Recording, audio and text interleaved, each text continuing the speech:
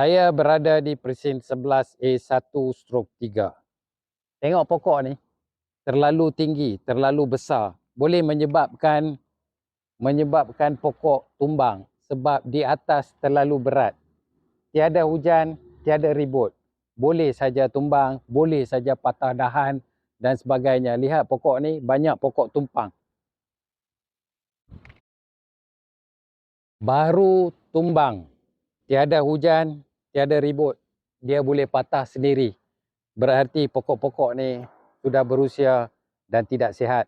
Perlu diberi perhatian oleh pihak-pihak yang bertanggungjawab, membuat pemeriksaan berkala dan sebagainya. Ni baru tumbang dan telah dipotong dengan cepat. Bagus. Dan kita juga boleh lihat pokok ni yang dah teruk dimakan oleh pokok tumpang.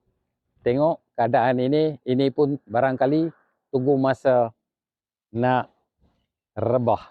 Jadi pastikan kepada pihak-pihak berkuasa perlu buat pemeriksaan pokok-pokok yang ada sebab pokok-pokok di sini sudah pun berusia lebih 20 tahun dan apabila dia puncaknya begitu tinggi, besar, daunnya padat menyebabkan dia lebih berat di atas untuk mudahkan dia tumbang. Jadi pemangkasan di atas adalah satu cara atau langkah yang terbaik untuk memastikan pokok-pokok yang ada dapat dikekalkan. Sebab kita pun sayang nak potong pokok sampai habis.